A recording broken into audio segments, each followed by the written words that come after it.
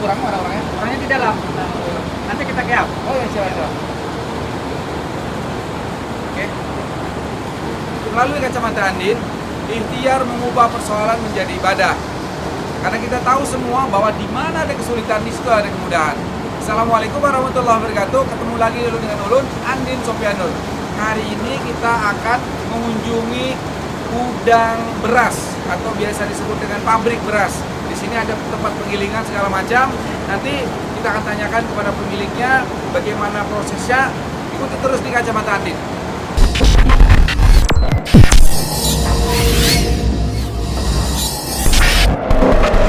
Ini Pak Ahmadi yang punya.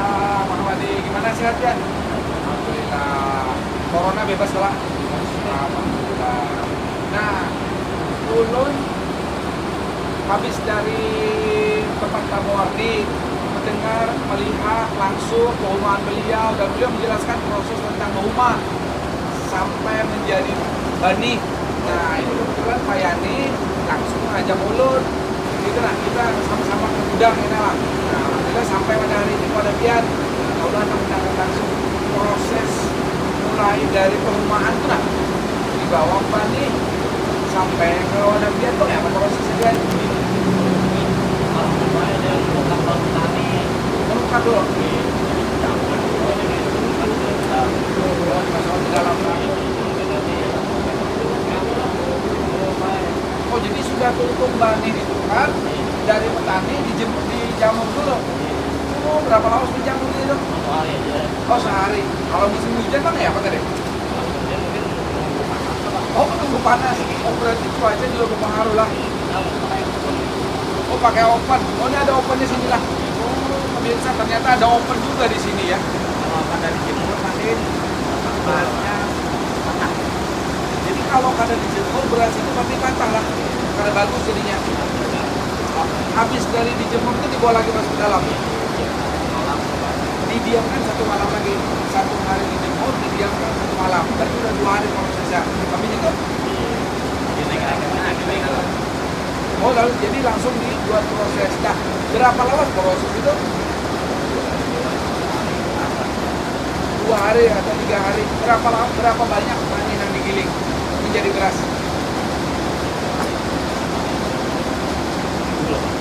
Maksimal 1 hari pabrik ini menggiling 1000 belek. 1000 belek padi itu jadi berapa berasnya? 490 sampai berarti kurang lebih 50% lah ya.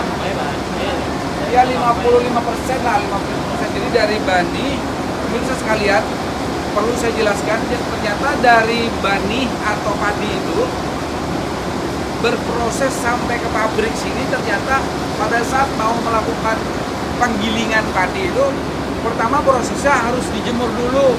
Setelah dijemur 1 hari, kalau ternyata hujan dipakai oven. Nah, setelah itu selesai baru didiamkan 1 malam. Nah, setelah didiamkan 1 malam baru dilakukan proses. Berapa lama proses itu? Antara 1 sampai 2 hari. Berapa banyak? Ternyata penjelasan Pak Muwardi itu adalah kurang lebih kalau 1000 belek itu menjadi 480 sampai 490 belek beras. Nah, kita terima kasih Pak Muwardi yang sudah mau untuk ini melihat proses dari penjelasan sampai dengan proses dari bani sampai ke beras tadi. Bagaimana gudangnya luar biasa. Berarti gudang ini berapa buah biji sih?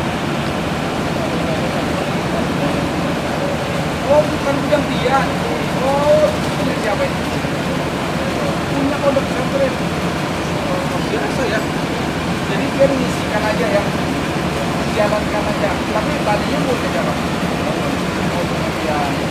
Oke, kalau begitu berarti Yan sebagai seorang pengusaha yang tidak hanya memberikan kepada pondok pesantren uang, tapi menciptakan adanya uang. Nah, itu luar biasa.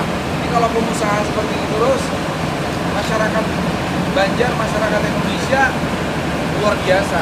Berarti sangat sejahtera. Jadi pondok pesantren tidak lagi berharap dari siapa-siapa, dari bisnisnya, ya kan? Nah, dia menjalankan ini sendiri dengan cara memodali Banding ini menjadi beras ya. Oke. Apa harapannya ke depan kira-kira untuk apa ini? Kebersamaan guru-guru pondok pesantren ya. Itu salah satunya ya.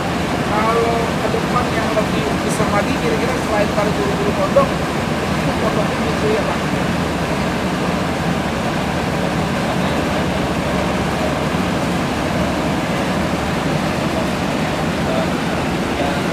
Oh, jadi bukan hanya karena beras ya, pabrik beras juga ada pengembangan bikin pensi, bikin baju gitu ya, sehingga nanti bisa membuat pondok pesantren lebih besar ya. Oke. Karena jujur kebetulan bukuan petani tadi dibilang Pak Yani, dia sebagai petani Pak Yani ya kan, harapan dia kira-kira sebagai petani padi ini gimana? Oke. Jangan murah.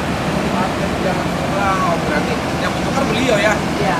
Artinya gimana caranya menanami padi sendiri ya. Oh, terus ya. Kemudian supaya petani ini yang ada yang biasanya apa itu bahasa Koler, ya pemalas, malas dia tidak sama semangat. tambah semangat ya. Jadi harga harus bagus. Berarti beliau semua harinya bagus. Tapi beliau juga menjualnya harus bagus juga. Karena kan ini kalau di musim panen Ini. itu sudah bisa hasil lebih bawah. Jadi kalau lagi masuk musim padi, harga di bawah. Kalau sudah harga ini, berarti ini ya. Harapan petani kalau kita harganya ya biar hilang. Biar bagus ya, lebih bagus ya. Oh. Itu pertama harapan petani. Ya, alhamdulillah, mudah-mudahan. Jadi harga, alhamdulillah kita sudah selesai dengan Pak Rahmadi, dengan Pak Yani. Kita tahu semua pemirsa, seperti Pak Rahmadi ini susah banget nyarinya. Kenapa jadi susah? Kita tahu semua bahwa beliau menggerakkan ekonomi pondok pesantren. Jadi beliau sebagai pemodal, memasukkan modalnya ke sini, menggerakkan semua dari padi menjadi beras. Sebagian keuntungannya adalah bagian dari sewa kepada pondok pesantren. Harapan beliau tadi agar guru-guru pondok terutama di seluruh Indonesia itu bisa mendapatkan kesejahteraan dari berbagai macam bisnisnya, ya, pendapatannya, termasuk tadi ada bikin konvensi segala macam. Nah, Pak Yani adalah seorang petani, mewakili petani juga. Beliau punya harapan besar agar ke depan harga ini bisa lebih baik, lebih stabil.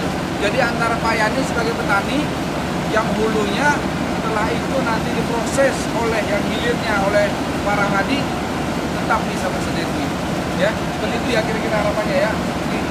Kalau boleh lu menambahkan, pemirsa sekalian, kita perlu ada 3 tahapan yang harus kita lakukan. Tidak hanya soal harga, tidak hanya soal pengembangan bagaimana dulu.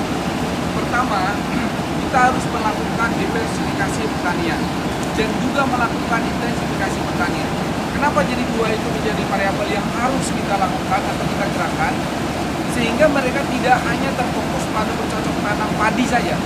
Karena ada jatah waktu 12 bulan, itu mereka bisa kembangkan yang tadinya baru 1 bulan, 2 bulan, yang lain perumahan Pak Yani bisa diisi dengan bercocok tanam yang lain.